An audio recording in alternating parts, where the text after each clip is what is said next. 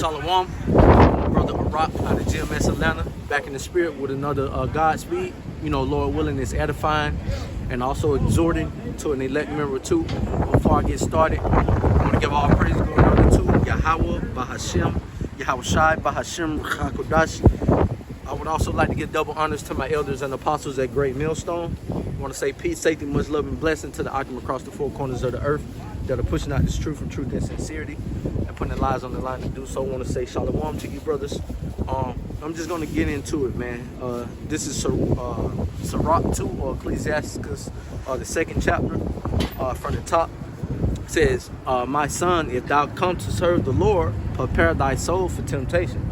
All right, so if we have been put in a lot to serve Yahweh by Shem Yahweh Shai, we have to take up our cross and bear it daily, okay? And in doing so, we can't serve two masters, okay? You either got to be hot or you either got to be cold, man. All right, and the Lord prefers us to be hot, because if we're lukewarm, He will spew us out of His mouth, So it says, if we come to serve the Lord, prepare our souls for temptation. And how do we prepare our souls, man? By constantly being, by constantly working, all right, by constantly keeping the scriptures on the forefront of our mental, coming out doing the work, praying, fasting, using brothers, all of those things that I just mentioned are ways that we can prepare ourselves for temptation, which the hour of temptation is going to come when the whole world is tried with the MOTB. All right, and according to Revelations 3 and 10, all right, if we hold fast, the Lord will save us from the hour of temptation. Verse 2, it says, set thy heart aright and constantly endure, and make not haste in the time of trouble, because the Lord is not slack concerning His promise. All right, it's long suffering to usward. That's why we have to constantly endure. All right, this is a race, a marathon, all right, and not a sprint. And it comes with endurance. Just being out here, on the highways and the byways and weather like this is a sign of endurance, and there's a reward at the end of the day for what we're doing. All right, so we're suffering and we're enduring because we're going to be rewarded, man, with everlasting life. All right, and a crown that's going to be placed upon our head that never fades away. While you got Jake, on the other hand, that's enduring hardship and going through bullshit just to be burnt up and destroyed, man. That's the difference. And in knowing that, it keeps us going, man. It keeps us motivated, Verse 3 says, cleave unto Him and depart not away, that thou mayest be increased in the last end. So cleaving unto Yahweh Shem Yahweh Shai is going to be key. All right, which the word cleave means to grab hold of or to be near, So this is a time for us to be getting closer to our power, Yahweh Shem Yahweh Shai, and not, digressing and getting further away from Him and backsliding and going back into the world, because we know what the Lord has prepared for this place. So for us to be joined hand to hand with this devil, pursuant to Isaiah, I believe that's 13, all that are joined unto shall be thrust through. We don't want to be a part of those that be thrust through and that be destroyed, with this wicked kingdom. You know what I'm saying? So verse 3 says, cleave unto Him and depart not away, that thou mayest be increased in the last end. Verse 4, whatsoever is brought upon thee, take cheerfully.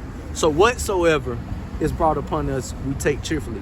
All right, we don't get to pick and choose the things we want to go through. When it comes to, nah, man, camp, it's too cold. Nah, I ain't going today. Nah, man, we don't get to make that decision. All right, whatever is brought upon us, all right, losing the job, losing resources, whatever, man. It's not black and white. Well, if this happened, it's okay to fall out. If this, it ain't no loopholes. I'll put it that way, man. It's whatsoever is brought upon us, we take it cheerfully, man, because it tells us in 2 Corinthians when hardships and tribulations, take it cheerfully, roughly paraphrasing. It says, and rejoice when thou art changed to a lower state. Okay, That's what it says. And in knowing that, we keep pushing. And it says, and be patient when thou change to a lower state. It goes back to being long suffering again, man. This is a patient race. All right, this is a race of endurance. Last verse 5. For gold is tried in the fire, an acceptable man in the furnace of adversity. In the furnace of adversity. All right. So gold, the brother Raab was going into how the world needs to go through a purification process. All right. We're the same way. Us stripping off that old man daily is a purification process. All right. We have to be patient. We have to change, man. And constantly strip off that old man. When it tries to creep in. I'm gonna reread that verse and close out. It says, for gold is tried in the fire. That's how you know you're working with real gold. Or if it's fool's gold, you have to put it through a refinery process. All right. An acceptable man in the furnace of adversity. So you'll know what kind of man you are when shit hits the fan. All right. Everybody's cool and level-headed, in a time of peace. But when shit get real, hey, what type of man or what manner of man will you be? So, hey, Lord willing, this was edifying and also exhorting. I'm gonna end it giving all praise, glory, and honor to Yahweh, Bahashem, Yahweh Shai, Bahashem, Rachakadash, Shalom.